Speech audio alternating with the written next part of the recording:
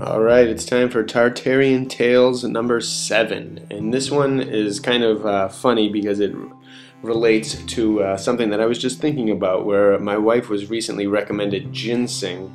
And I was like, no, don't try ginseng, because all the ginseng I've ever had in the past has been pretty much garbage, I believe. And it just has never really worked on me. And it's been in drinks or supplementary and never really worked. But then I came across in my Tartarian research the fact that Tartaria is the originators and discoverers of ginseng. So I read this, what I'm about to read to you, and it gave me a whole new impression. Now I'm eager to get the root and test this out. There's even a recipe kind of style or cooking method included in this. So it's from a letter from the 1700s. And it relates to a guy's travels where he discovers ginseng. So here we go.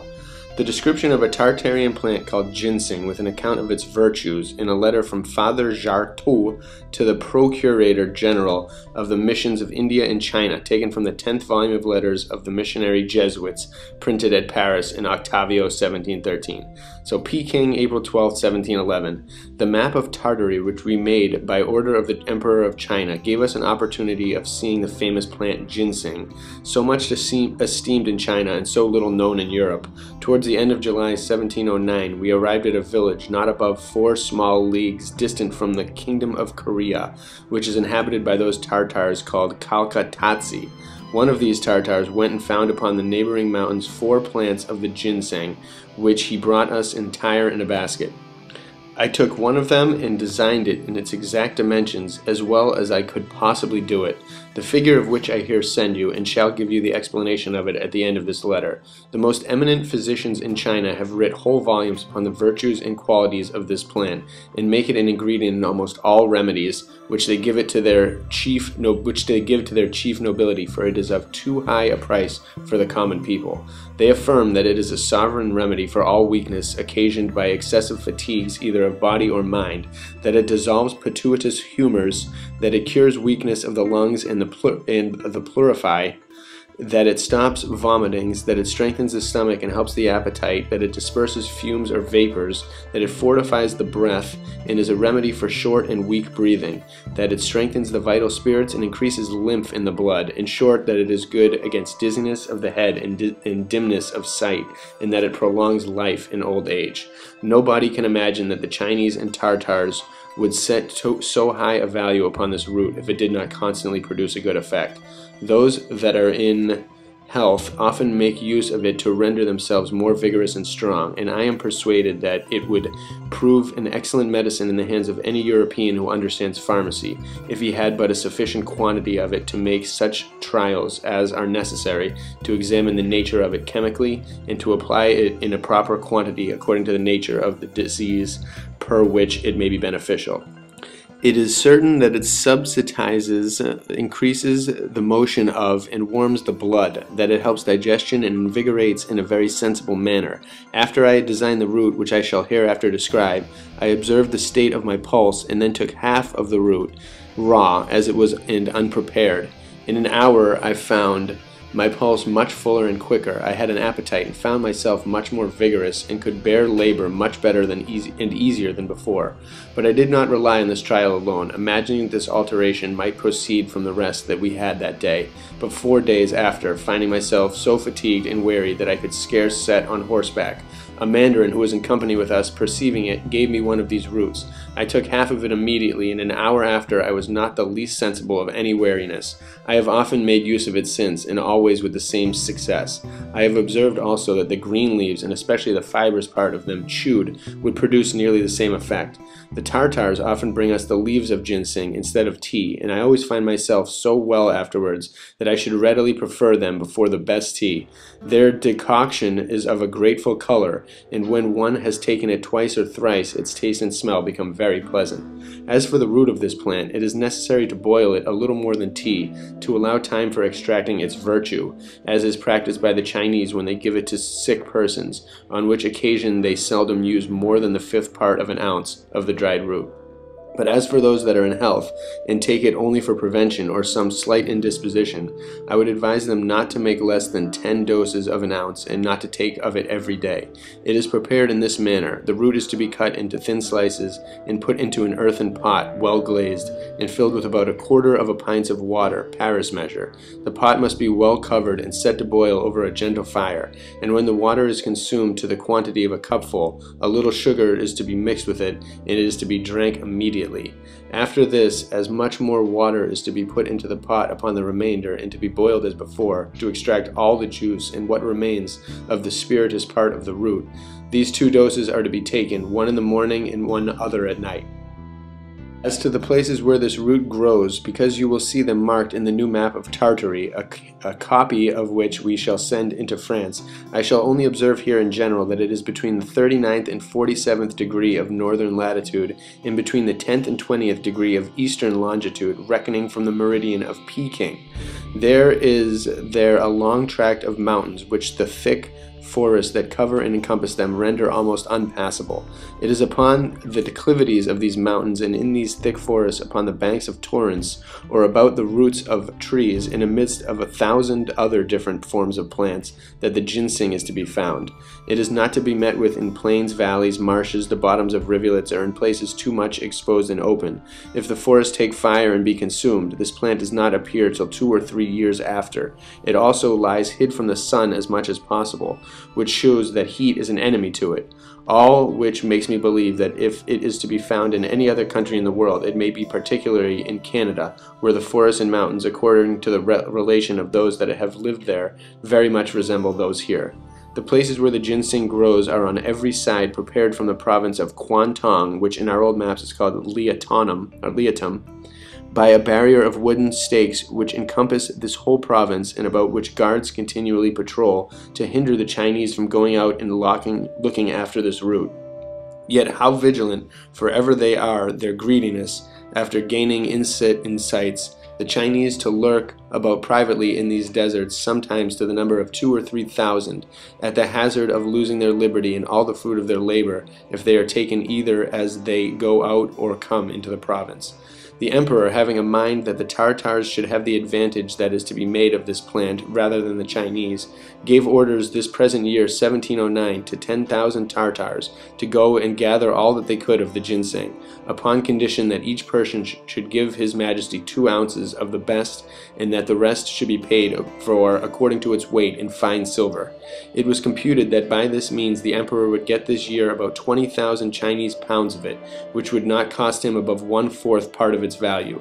We met by chance with some of these Tartars in the midst of those frightful deserts, and their mandarins, who were not far distant out of our way, came one after another, and offered us oxen for our subsistence, according to the commands they had received from the emperor.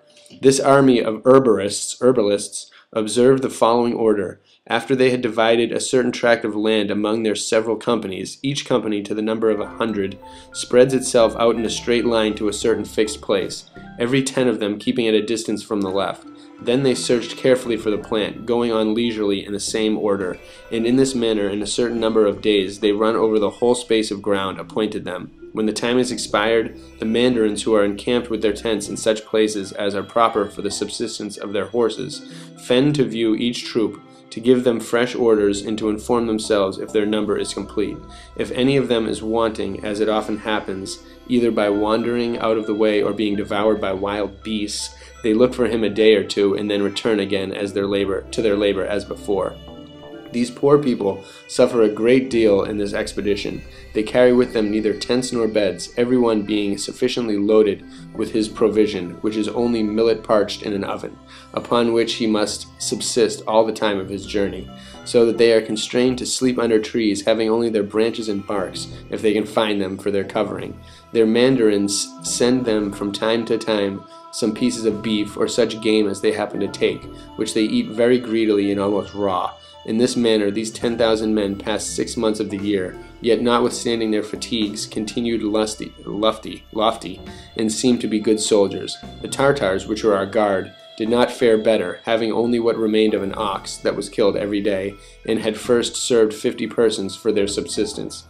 To give you next an idea of this plant, which the Tartars and Chinese put so great a value upon, I shall explain the figure here sent you, which I drew with the greatest exactness that was possible. A shows the root of the plant, which when washed was white and a little rugged and uneven, as the roots of other plants generally are. B, C, D represent the length and thickness of the stalk, which is smooth and pretty round, of a deepish red color, except near its beginning at B, where it is whiter by reason of its nearness to the ground. D is a fort or knot or joint made by the shooting out of 4 branches, which all rise from the same center and divide from another at equal distances and at the same height from the ground. The underside of the branch is green, mixed with white. The upper part is much like the stalk, of a deep red, inclining to the color of a mulberry. These two colors gradually decrease and unite together in the sides in a natural mixture. Each branch has 5 leaves as represented in the figure. It is remarkable that these branches separate from each other at equal distances as well in respect of themselves as of the horizon, and make with their leaves a circular figure nearly parallel to the surface of the ground. Though I have finished the design but of half of one of the leaves at F, yet any one may easily conceive and perfect the rest in the same manner. I do not know that I ever saw leaves so large as these that were so thin and fine. Their fibers are very distinguishable, and on the upper side they have some small whitish hairs. The skin between the fibers rises a little in the middle above the level of the fibers. The color of the leaf is a dark green above and a shining whitish green underneath. All the leaves are serrated or very finely indented on the edges. From D, the center of the branches, there rises a second stalk, DE, which is very straight and smooth and whitish from the bottom to top, bearing a bunch of round fruit of a beautiful red color. This bunch was composed of 24 berries, 2 of which I have here drawn, marked 9-9. The red skin that covers the berry is very thin and smooth. It contains within it a white swordish pulp, as these berries were double, for they are sometimes found single. Each of them had 2 rough stones, separated from one another, of the size and figure of our common lentils, excepting that the stones have not a thin edge like lentils, but are almost everywhere of an equal thickness. Each berry was supported by a smooth, even very fine sprig, of the color of those of our small red cherries. All these sprigs rose from the same center, and spreading exactly like the rays of a sphere, they make the bunch of berries that they bear of a circular form. This fruit is not good to eat. The stone is like the stones of other common fruit. It is hard and encloses a kernel. It is always placed upon the same plan or level with the sprig that bears the berry, from whence it is that the berry is not round but a little flat on each side. If it be double, there is a kind of depression or hollow place in the middle, where the 2 parts unite. It has also a small beard at top, diametrically opposite to the sprig on which it hangs. When the berry is dry, there remains only a shriveled skin that sticks close to the stones and is then of a dark red and almost black color. This plant dies away and springs again every year. The number of its years may be known by the number of stalks it was shot forth, of which there always remains some mark, as may be seen in the figure by the letters BBB. From whence it appears that the root A was 7 years old and that the root H was 15. As to the flower, not having seen it, I can give no description of it. Some say that it is white and very small. Others have assured me that this plant has none and that nobody ever saw it. I rather believe that it is so small and so little remarkable that they never took notice of it. And what confirms me in this opinion is that those that look for the ginseng, having regard to and minding only the root, commonly neglect and throw away all the rest of the plant as of no use. There are some plants which, beside the bunch of berries I have described, have also 1 or 2 berries like the former, placed an inch or an inch and a half below the bunch.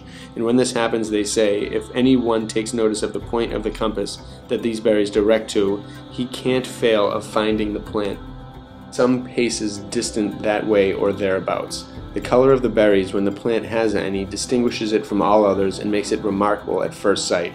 But it sometimes happens that it bears none, though the root be very old, as that marked by the letter H had no fruit, though it was in its 15th year.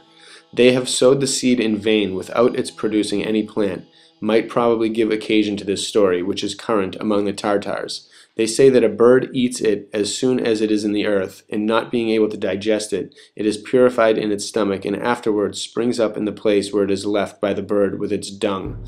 I rather believe that the stone remains a long time in the ground before it shoots out any root, and this opinion of mine seems the more probable, because there are found some roots which are not longer and not so big as one's little finger, though they have shot forth successively at least 10 stalks in as many different years.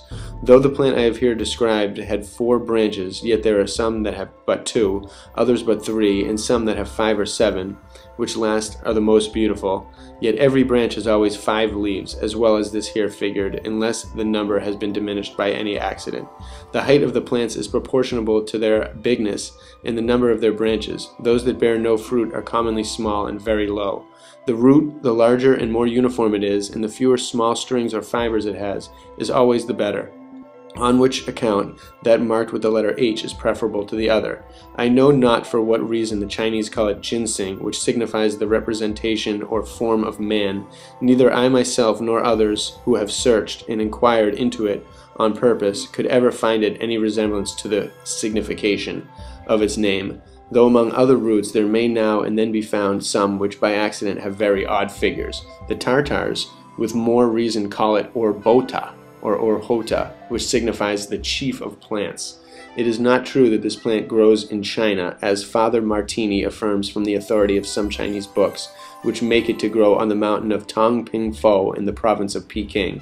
They might easily be led into this mistake because that is the place where it first arrives when it is brought from Tartary into China. Those that gather this plant preserve only the root and bury together in some certain place in the earth all that they can get of it in 10 or 15 days' time. They take care to wash it well and cleanse it with a brush from all extraneous matter. Then they dip it into scalding water and prepare it in the spume of a sort of yellow millet, which communicates to it part of its color. The millet is put into a vessel with a little water and boils over a gentle fire. The roots are laid upon small transverse pieces of wood over the vessel, and are thus prepared, being covered with a linen cloth or some other vessel placed over them. They may also be dried in the sun or by the fire, but then, though they retain their virtue well enough, yet they have not that yellow color with which the Chinese so much admire. When the roots are dried, they must be kept close in some very dry place, otherwise they are in danger of corrupting or being eaten by worms. With the description I have here given of the ginseng, so highly esteemed in this empire, may please you and those to whom you shall impart it. We are now going into Tartary to finish the map of that country, having still the west and northwest part of it to do.